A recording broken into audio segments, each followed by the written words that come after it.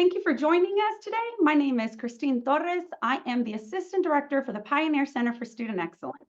Today, we are going to be discussing academic efficiency, mastering time management in college. If you have any questions throughout this presentation, please do not hesitate to use the chat button. I have my counterpart, Destiny Tolbert, who is monitoring the chat and working behind the scenes. Thank you, Destiny. But if you have any questions, take yourself off of mute or feel free to interact in the chat. We're going to go ahead and get started. So today we are going to be diving into the essentials of academic success. I'm going to be covering some time management strategies. We're going to be looking at self-reliance, self-care, and then we're going to review the SQ3R reading strategy. So you might be thinking, why am I starting off my presentation with a seesaw? I want you to think about a time where you might have felt like you've been in a seesaw if you have not had that opportunity. But this reminds me a lot of my childhood, right? We're in a seesaw, and sometimes you could be at the top of the seesaw and feel like you're on the top of the world, and sometimes you could be at the bottom feeling like you're stuck. And it's hard to find that balance. It's hard to find that place that is going to keep you balanced because we've got so many things in our plate. So, you know, for you, it might be worrying about Canvas, worrying about all the emails that you're getting, maybe some personal things that are happening within your life, maybe some organizations or committees that you're a part of. But what happens when we do too much of one thing and not that much of another? There may be times where you forget to eat, you don't sleep enough, and you feel like you're losing focus. This happens, and it happens to everyone. So I need you to know that this is a safe space. I have been through this, and I'm sure others on the call too are trying not to feel this way. But I want you to know that we are going to be talking about this balance and how to successfully achieve it, okay? So I'm going to discuss some tools that I want you to start thinking about how you can start using today to help you with this balancing act.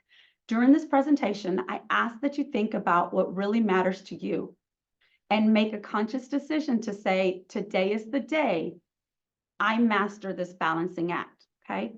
If you're tired of being at the bottom of this seesaw or at the top of this seesaw, I want you to think about what are some of these things that are keeping you in this position on this seesaw as we go together through looking at this presentation, okay?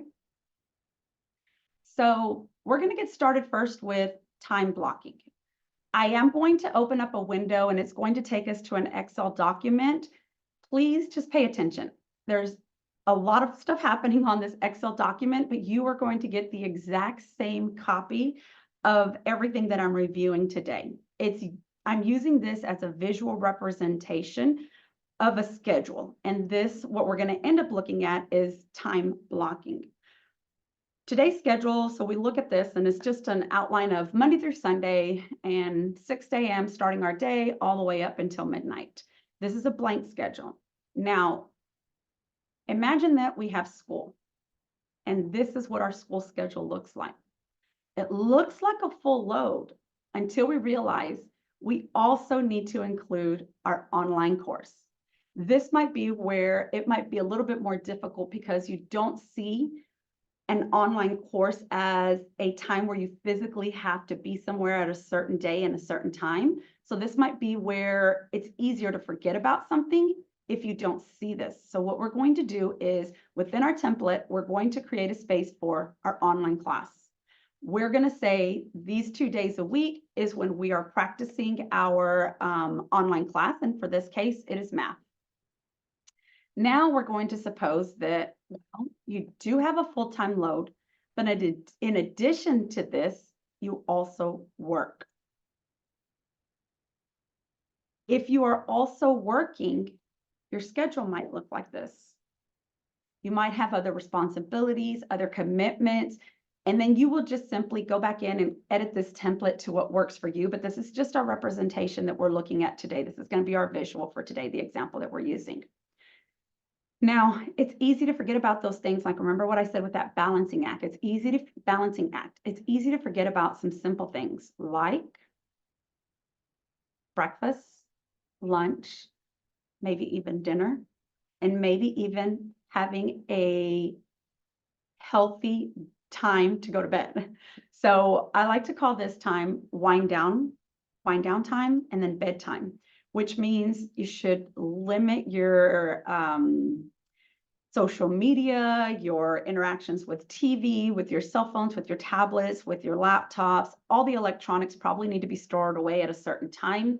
And this is going to be our wind down time. This is where we start getting ready for bed, packing our backpack for the next day, packing lunch for the next day, going through that daily routine that nightly routine that's going to prepare you for the next day. So you want to make sure that you're adding things like this into your schedule so that we can eventually get to our study blocks. Now that we've looked at all of our commitments in this example, we've looked at class, we've looked at an online class, we've looked at some wellness essentials, and we've looked at work. Now we're able to identify the times that are going to work for our schedule to be able to focus in on our academics. This might not always be the case because your schedule might change, your classes might change, you might be in rotations or in clinicals and have different obligations. But if you can do this to get a sense of where I have time to study, at least on a weekly, bi-weekly, or monthly basis, this is going to give you a great start at identifying the time that you actually have available in your schedule to focus on your academics. If you don't do this, you risk the chance of allowing other things to take over the valuable time that you have to focus on your academics. So now we are left with time blocking. We've removed everything and we say, here is a realistic look of where I can spend my time when it comes to studying, okay? This is time blocking. You might need to do this, like I said, more frequently than, just keeping it consistent with the semester. But if you can identify where this is, and you can do this by maybe on a Sunday evening, creating a planning day to say, every Sunday evening before my week starts, I'm going to look at my time blocks to see where is my available time for this week, for this semester. And then that is going to be how you approach your studies and your time management, okay? Time blocking. We're going to go back to the presentation. Any questions on this part? So let's go back to our presentation. I don't have a question. Okay, I was just going to say, I don't have a question, but I'm already kind of tearing up a little bit because this is so simple, but it is going to be a game changer for me. I can already tell. I really, really do thank you for your comment. So thank you. Of course, I really do thank you for your comment because I think it's important for all of us to realize if we let time manage our day, it will take over our day. If you can say, I am going to take ownership of where my time is to focus on my academics, this is the game changer, and it really is. And sometimes without realizing it, and especially when we come into these deadlines and these pinches and we've run out of time, we're like, okay, it is what it is. I've got 2 days left. I'm going to focus. But if you learn to do this early enough to where you can control your schedule, you are going to feel the change. If you make one simple change to a routine, it's going to have a significant impact on your internal and your external motivation, okay? So thank you for sharing that because I kind of feel like we're all going to be in the same boat by the end of this presentation. So we're going to jump back to the presentation. And we've looked at the first thing, which is time blocking. This is a productivity technique, okay? This is how you're going to identify when and where I can study. Next, we've already identified the times and days that we can study. So now let's look at creating a SMART goal. A SMART goal is a goal-setting technique, and it stands for specific, measurable, attainable, realistic, and timely. For example, if you say, I want to spend more time studying for my online class, is this a SMART goal? And let me hear the chat. Thumbs up, thumbs down. Let's get some interaction in the chat. What do we think? Does this seem like a SMART goal? Does it seem specific, measurable, obtainable, and realistic? Ooh, we've got some geniuses in the room. No, this is definitely not a SMART goal. Thank you, guys. So let's look at how we can turn this into a SMART goal by using the SMART goal approach. Dedicate 1.5, I'm not calling you out. Sorry, I'm reading my chat. Somebody said I feel called out. No. Okay, so our SMART goal, we're going to say, I am going to dedicate 1.5 hours on Tuesday and Thursday studying in the library for my online math class, submitting 100% of my homework one day before it is due. This is how you go from having a goal in mind to actually completing it, because the key terms in here are going to keep you on that track to being successful. Remember our schedule? We identified 2 days. We identified a class. We identified 1.5 hours in our schedule to do this. Now we're also saying with our SMART goal, we're going to the library. Because why? Well, maybe I just got to get out of bed and get my day going, and the library is going to be the best place to do that. Maybe it's just because I know that if I stay in my room, if I stay in my dorm, I'm going to crawl up in my bed, right? So finding these specific goals that are going to help you is what you're going to need to do to make sure that you are sticking to your goals.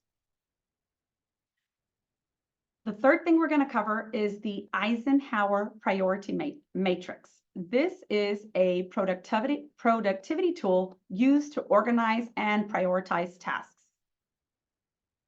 I'm going to play a quick video because I really do think this does a really good job of explaining the Eisenhower priority matrix. Sometimes we can all get overwhelmed by a tremendous to-do list, so much to do in a day.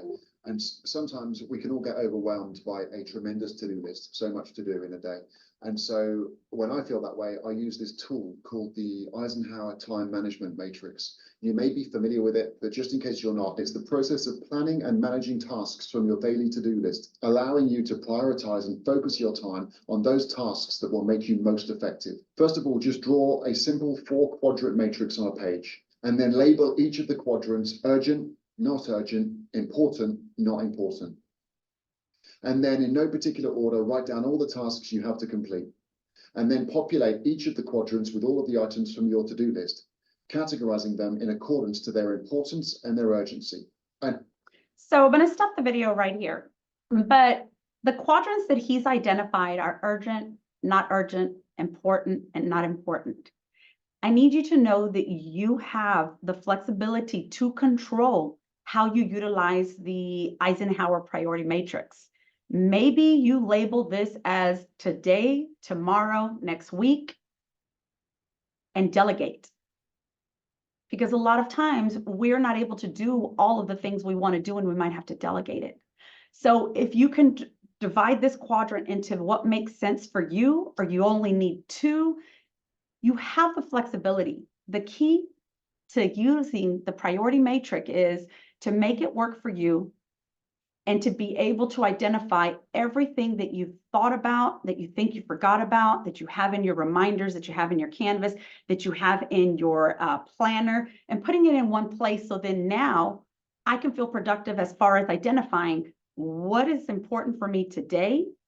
And the key here is prioritizing, okay? Whatever's going to be the best way for you to prioritize this work, I want you to utilize the priority matrix in a way that's going to work for you. The last technique that we're going to cover in time management is Pomodoro technique. I love the Pomodoro technique. But the Pomodoro technique is a time management and focus technique. You identified a task. So we've identified our time blocks. We've identified a specific goal of what we're going to do when we're sitting there. But then it comes to focus. And then it comes to, how do I get this work done? You might be telling yourself, this is something you got to read, but you hate to read. We need to tell ourselves, I am going to learn to like to read. If you are here and you are studying healthcare administration, if you are studying dental hygiene, psychology, mental health, nursing, whatever it is you're studying, I want you to sit here and I want you to take ownership of, I am a future nurse. I will be a physical therapist. I will be a teacher. I am learning this to help me. If you take that ownership and you switch from that fixed mindset of I can't, you're going to find interest in your work. Then you apply the Pomodoro technique. When you sit down to study, you're going to pick a task. You're going to pick either what you're going to read, whatever you're going to focus on. And you're going to have one blank sheet of paper. It could be a scratch sheet of paper. And you're going to use that as a brain dump. So anything that comes to mind within those 25 minutes, you jot it down. You do not open up a window. You do not grab your phone. You do not get distracted. Your goal is to sit there and work for 25 minutes with the timer. And then when that timer goes off, you're going to come to a stopping point and you're going to take a 5-minute break. That 5-minute break should just be for a stretch, some quick water, walk around, and come back and study. Your goal is to get to 3 Pomodoros before you take a 15-minute break. The first time you started using Pomodoro, it can be challenging because we have led ourselves to believe that we're not good readers, we're not good at math, that this material is difficult for ourselves. So when you set that timer for 25 minutes, I want you to read or focus on the task you're doing if it's homework. And when you feel like stopping and when you feel like giving up after 10 minutes, after 5 minutes, after 2 minutes, I want you to remind yourself that you can get through these 25 minutes. Your brain is a muscle. You have to learn to stretch your muscles, just like you have to learn to stretch your ability to sit there and to focus on this task in 25 minutes. I guarantee you, if you use this Pomodoro technique in the areas that you're struggling in, when that 25-minute goes off, you're going to come to the point where you're going to say, but I'm not ready to stop. Like, I'm interested. Like, I can't stop right now. I want to keep going. That's where you're going to be. Okay. We change our mindset. We help with productivity. We've identified a specific SMART goal that we are going to do when we sit down and do this assignment. And we've created a brain dump, just that blank sheet of paper where we're going to deposit everything that comes from here onto paper. And we can say, I'll deal with it later. Right now is my 25 minutes to do this.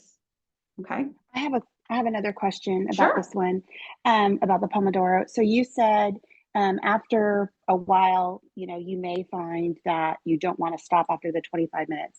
Do you encourage users of this technique to still give yourself that 5-minute brain break because, your brain needs it, or is it okay to keep going? Like, what is your suggestion? Great question.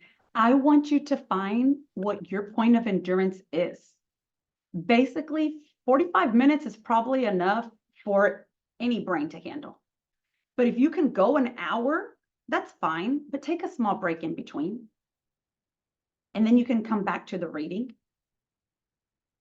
So I want you to find where that's at. But when you start noticing, yeah, I've sat here and read for an hour and a half and I don't remember anything, then we probably need to break that up because we're not taking those 5-minute breaks.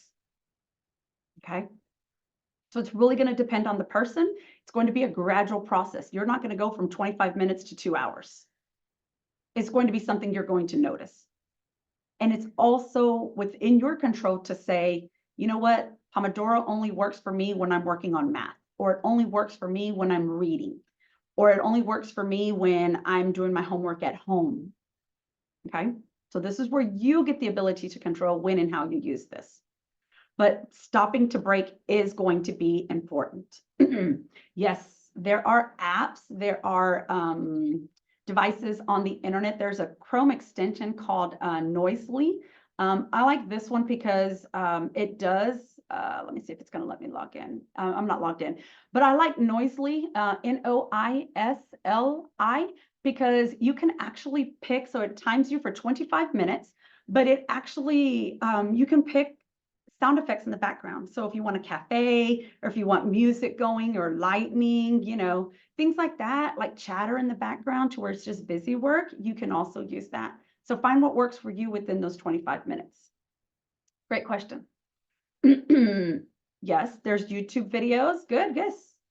It has a timer, somebody studying, helping. Yes, so that helps with accountability. Thank you for that, Giselle. Thanks. If anybody has any tips or any apps that they use, I encourage you to drop them in the chat. Oh, thank you, Destiny. She dropped our Noisely chat, the Noisely chat in there, the Noisely link in there. But if anybody else uses anything, feel free to drop it in the chat so others can also look into these things. So now let's look at the most important part of time management, and that's the balancing act. I want everybody to take a few minutes, and I want you to reflect on the roles that you find yourself playing this semester, okay? Think about your work life, think about your personal life, maybe something that you're volunteering or doing in the community. And if anybody wants to take their mic off and just say, I have 5, or I'm a mother, I work full time, and, drop it in the chat, whatever you want to do. Let's get a little bit of interaction.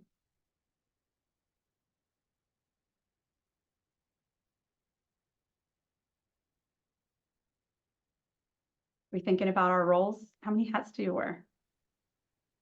All of the above. All of the above. It's a lot. It really is. It makes it even harder. Yep. I remember at one point going through school where I worked full time, had financial obligations, and I worked, actually worked full time and had 2 part-time jobs, and I went to school full time. So it's challenging. Yeah, we always tend to maybe spend more time in one area than another. This is this whole balancing act. But I want us to all recognize that this is where we're at, and we're going to make the best of it utilizing these tools, okay? In our daily lives, we often find ourselves juggling various roles and responsibilities. So maybe you have family obligations, financial obligations. You're on a scholarship, so there's a little bit more pressure, right? You have to pay for your classes and make that next payment for, tuition, for room, for your living arrangements, your rent, whatever that may be. We all have things that are pulling us in different directions. So acknowledging the significance of our individual experiences is critical, especially as we're going to be reflecting on the challenges we have faced or might encounter in our pursuits for balancing work, school, life, okay? Forgetting about the things that ground us sometimes we forget about those things that make us smile. We forget about those things that bring joy to our lives, what grounds us, what makes us healthy individuals to get up that next day. Recognizing this becomes essential for us because we want to make sure that we are prioritizing our mental health, emotional, and physical self-care. If you feel like you are neglecting some of these things, if you, at the end of the day, feel extremely tired and trying to figure out what happened today? Well, I didn't have lunch. I didn't have dinner. I didn't sleep good last night. I want you to look at those things that you need in your life to continue this balancing act. Allocate time for self-reflection, for stress-free activities. Look at those things that provide that sense of purpose and inner peace, whether spiritual or personal. I want you to identify, well, what's causing stress in your life and why, and what do we need to do to get to a point to where we can manage it? It might not be able to go away, but how can we manage it? Practice setting boundaries in personal and social interactions. Sometimes we take on more than we can handle without looking at time blocking to say, I actually don't have that much time to do today. And it's okay to say no, All right. This is where you take control of what you can and what you can't do. There are several resources that Texas Women's University has. I'm going to follow up with an email with these direct links, but you have access to the TWU calendar of events. Maybe you're just on campus and you just need something different, and you look at our calendar of events and you say, they have pet therapy today. They have some yoga going on in the Fit and Rec Center. I want to join these things just to give me something different to make sure that I have this balance in my mental, emotional, and physical well-being on a daily basis. Well, maybe you're not on campus. Can you take a walk? Can you take that Pomodoro 15-minute break and go check the mail? Can you sit outside for 15 minutes and just enjoy the weather? Think about what you can do to incorporate these things. And I like to say, how do you sprinkle them into your week? Like, figure out how you're going to sprinkle them into your week, figure out how you're going to sprinkle them into your day, but don't neglect them. You also have access to Pioneer Engage, where you are able to sign up for workshops, for other extracurricular activities that are happening on campus. You can connect with various student organizations. We have our health and well-being department that you can make an appointment with our nutrition coaches. So maybe it's diet, maybe it's healthy living or healthy eating. You can make an appointment with one of our coaches and they can walk you through creating a plan of what a healthy, balanced meal would look like and how to incorporate that in a busy schedule. We have a page dedicated to mental health resources where we have online support, and then we have individual therapy that you can schedule for you. But the point here is to make sure that we are addressing all of this so that we stay healthy, so that we can continue implementing these practices and balancing this time management act that we all are here to do. Any questions?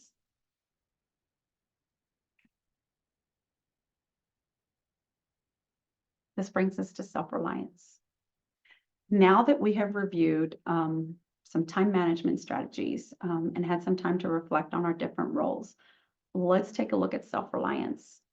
As a college student, you have the capacity to identify and confidently take responsibility for your academic pursuits. Okay. Each and every one of you have the ability to embrace self-reliance. I challenge you to seize control of your time in a way that's going to help you. Be confident about the decisions you want to make. Stay disciplined, and the responsibility will fall in place. Okay, it's going to make it a lot easier. This involves making decisions, solving problems, and managing skills with a strong sense of personal responsibility. A self-reliant college student is proactive in their studies, takes initiative in seeking resources, and demonstrates resilience. And sometimes resilience is hard to come by, but it is there. I guarantee you it is there. These are some traits that are going to be very essential in you carrying out your responsibilities, both personal and academic, to be able to find this balance, okay? So in case you're wondering, well, how do I do that? Like, what's next? Let's go to our next slide. Identify your time wasters. What is causing stress in your daily life and your weekly life? Where are we spending too much time that could be spent in other places? Maybe you have to drive an hour to get to campus, and then you're stuck in 2-hour traffic getting home. Can you just pack some extra snacks so that you can stay on campus longer and avoid traffic? And then focus on some studying while you're there? What are your time wasters? I challenge each of you to look at your cell phone and look at your data usage and look at what apps you're on. What are you using? When are you using them? And be aware of how this is keeping you from interacting with other things, with your academics, missing lunch, not sleeping well, okay? Assess energy levels throughout the day. What does this involve?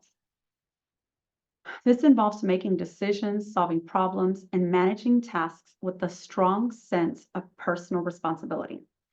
A self-reliant college student is proactive in their studies and takes initiative in seeking resources and demonstrating resilience in the face of challenges. Let's just say you sit down and you're going to study math or you're going to study A&P, and this is you. You've tried Pomodoro, but it isn't working. You've tried setting time blocks, but it's still not helping. Sit back and ask yourself, why? Did I sleep? Did I eat? Do I understand the topic? Am I worried about something else? What is it? Well, maybe you just need a little bit more support. And in this case, if it's tutoring, make an appointment for the tutoring center. You can go to our tutoring center for sciences, for math. You can go to the writing center and schedule an appointment to meet with somebody to help you get started on a writing paper. Maybe it's just that I just don't do well in writing. I struggle with getting started. This is where you seek out those resources and say, I'm going to make an appointment with the right site on Thursday. And this is a week before I have to turn in an outline. So now we're getting the resources that we need to help us. If it's math, it's building in time where you have time available to say, I'm going to go to the tutoring lab, or I'm going to do my homework before I get to class. This is just an essential part of us getting to that next step. So ask yourself, how are you going to independently take responsibility of where you need to be? Maybe you're not a morning person and you're trying to do math that you don't like to begin with in the morning. Well, let's not do that. Let's make life easier. Let's break up our math and let's study it at a time where we're going to be more focused throughout the day. If you've worked all day and you've gone to school all day, and then you've come home and you've balanced your responsibilities at home and math is the subject that you hate, we're not going to do well in it. It's okay to give ourselves grace and say, you know what, today I'm just going to get my planner ready for tomorrow. But I've already blocked out time in my schedule when I can focus on campus in this place to be able to work on a paper, an essay, group work, a presentation. That's where time blocking comes into play. As we continue looking at strategies, the next strategy I want to cover is the SQ3R method. This is a reading strategy. And I do understand that, like we had that time to look at what our responsibilities are. Sometimes there's just too much for us to do in a day, and you might not be able to get through all your readings. You might have a class that you are taking that you do not want to take it. You don't understand why you have to take it, and you are doing minimal work. But if you look at the syllabus and it is the easiest A that you can get, this is the class that you need to be focused on, because this is going to offset the struggles you're having in reading, the struggles you're having in math, the struggles you're having in another class that only has 3 exams. If all you have to do is focus and do your homework, then this is the class that you also need to prioritize so that you're embracing and being confident about your journey. Because if you do make a B, then you can make an A over here and your GPA is not impacted as bad. The SQ3R method involves 5 steps. So if you are out of time and you can't get through all of these, I highly encourage you to at least skim. Have some information about what is going to be covered before you get to class, before you get to lecture, because this is going to make that process a lot easier. It's going to slow down your levels of anxiety. You're going to feel more prepared. I always encourage you to read as much as you can, but we also have to acknowledge there might not be enough time for that. Pick those subjects, those topics, those classes that you will be reading, and then maybe skim through the rest. So we're going to start off with looking at survey. Survey is where you get a general understanding of the chapter. You look through the titles, you look through the headings and pictures, maybe any new vocabulary words. If your chapter has course objectives in the beginning of the chapter, try to answer those. How much do I know? If we're looking at an A&P class, I want you to ask yourself, how is this going to help me in my kinesiology major? How is this going to help me as a nursing major? Take ownership of what you are reading so then you develop an interest, because you are studying this topic for a reason, right? So this is where we develop that ownership of what we're studying. If there's a new vocabulary word that you do not understand, write it out in your own words.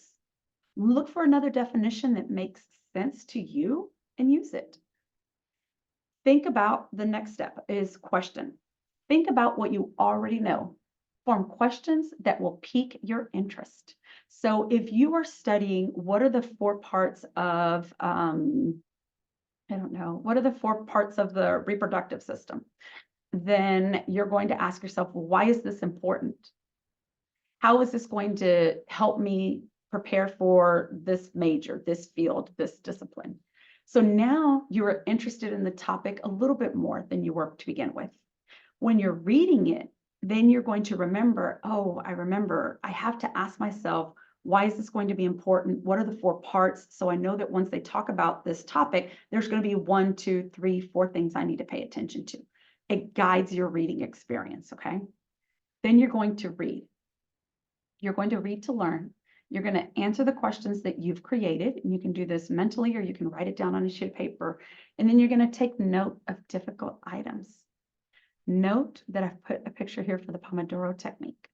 This would be the excellent time to apply the Pomodoro technique to say, I'm going to read in 25-minute blocks, because this is how I can process better. As you were reading, remember, you are going to stretch your ability to sit there and read for those 25 minutes. But as you start reading, you might come across something that just doesn't make sense. It's okay. I need you to know that it's okay. It's probably not meant to make sense in the first paragraph on the first page. Keep reading. If you need to go back and read, only reread it maybe once, twice.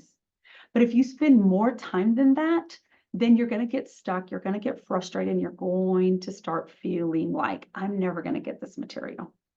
More than likely, as you continue reading, it's going to be explained throughout the text, okay?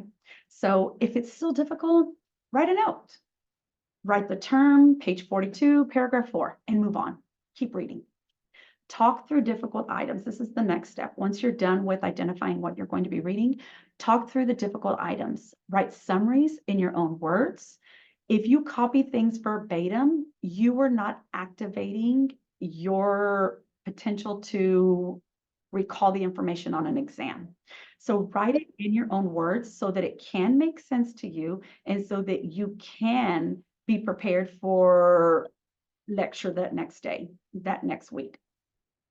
Writing those summaries in your own words, don't worry about sticking to perfectionism. It's okay if there's a misspelling. It's okay if you didn't spell something right or you didn't have a complete thought. Write bullets. Whatever makes sense to you, that's what you're going to write. Then the next process is review. This is where you reflect on the information that you've read, and this is an ongoing practice. One of the things that you can practice here is another strategy called active recall. This is where you create test questions and you answer them. But we're not answering them mentally. We're physically writing them down. So if you go to the end of your chapter and you choose to use those chapter questions and say, I'm going to answer all these questions on paper where I physically have to write and remember what I wrote, that is called active recall. That is the process of bringing things from short-term memory to long-term memory. You might miss a word, you might miss 2 words, you might miss something significant, but you are developing this practice of active recall. And then if you do all of this, if you do the SQ3R method prior to a class, by the time you get to class, you don't feel this pressure to sit there and take so many notes. You're going to pay attention to things that you weren't able to answer, things that were difficult to you, new words, new information that is spoken during that lecture, okay? So this is the SQ3R method. As we get to the end of this presentation, and I know it doesn't even feel like it's been that long, but as we start getting towards the end of this presentation, I encourage each of you to use the tools that we've gone over today and think about how you can embrace being confident in your academic journey. I want to take some time really quickly just to ask, How do you feel now with this SQ3R method? Do you feel like you have a different approach? And you can do emojis, take yourself off of mute. How do you feel that you can implement this, or do you feel like this is the technique that will help you?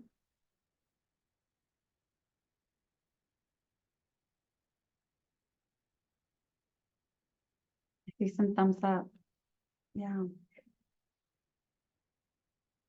All right, we've got some likes. Yes, very helpful.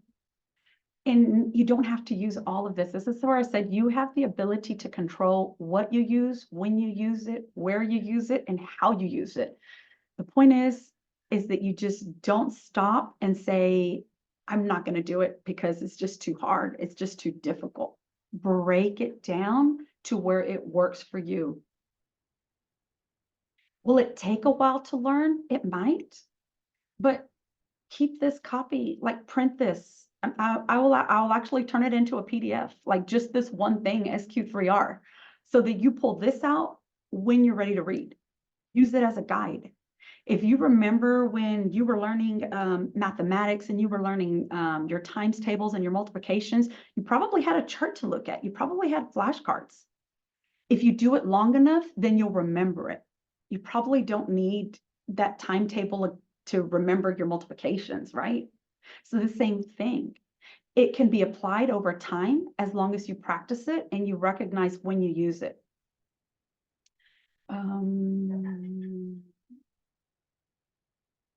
Yes, so whatever you registered with, I'm going to be sending those resources, but at the end of the presentation, you'll also have access to my information, and we'll talk about how to schedule an appointment with that. So let me read this to you really quickly. The moment you have an impulse to act on a goal, you must push yourself to act within 5 seconds, or not, your brain will kill the idea. So this is a speaker by the name of Mel Robbins. She came up with this 5, 4, 3, 2, 1 go method. If you are thinking about getting out of bed and should I go to the library or should I stay home? Tell yourself 5, 4, 3, 2, 1, get up, go to the library.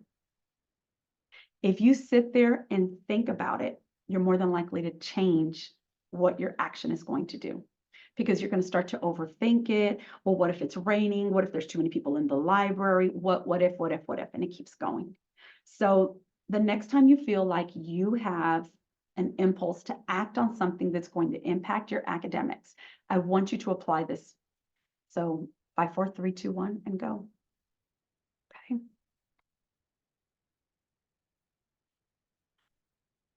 So in a few minutes, a few seconds, Destiny is going to be dropping our survey in the chat.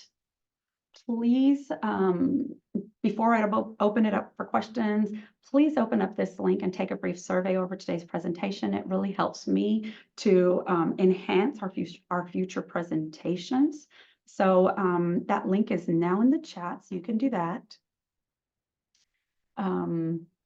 I want to just send a reminder that this recording and handouts, all the links that we've discussed will be sent to your TWU email address or the email that you used.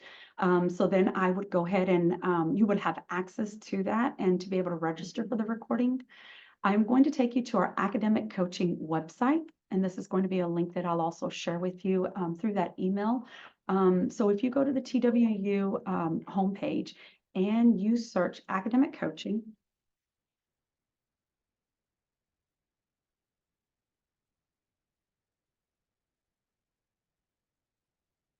So if you want to share this as well, thank you. There's our link. If you scroll to the bottom and you hit get coaching, you can schedule an appointment with an academic coach. You can also scroll a little bit further and you can see the registration links for all of the workshops that we have coming up. So if you have not registered yet, we have one coming up February the 14th, which is going to be talking about note-taking and study strategies. Then we're going to be talking about overcoming burnout. And then our final presentation this semester is going to be Calm and Confident. It is a workshop on mastering test taking. So you will have access to this in your email. So if you want to schedule an appointment or sign up for those other workshops or refer this to anyone you can, when you get the workshop link with the recorded video, feel free to share. Feel free to share. My contact information is on the screen, so you'll also have a copy of this. So if you need to email me or call me, you're able to do that. I am on the Houston campus, but I do work virtually with all of our students. So it's never going to be a problem to meet with you virtually. I'm going to stop sharing right now, and I want to open the floor for questions. You can send them through the chat, or you can send them with a direct message to me, and I can answer those.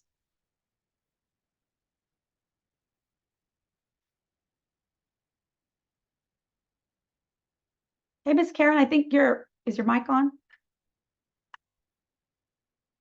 I can't hear you. Can you hear me now? Yes, we can hear you now. I don't have a question, but I just wanted to say thank you for today's presentation. This was very helpful, and it's something that's useful for all educational levels. So thank you. It's very much appreciated. I'm looking forward to utilizing the tools that you shared with us today. I appreciate it. Thank you so much, Karen. The workshop is open to faculty, students, staff. So I just want the information out there. It's important information, and it's something that I've grown passionate for. Thank you. Any other questions, comments?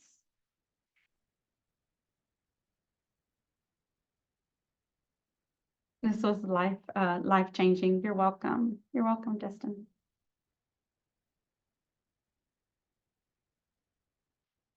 Does anybody feel like there's something, like, even though we've kind of gone over these strategies, like maybe something is still missing? You're welcome, Victor. Does anybody feel like they're going to struggle when they try to apply any of these strategies?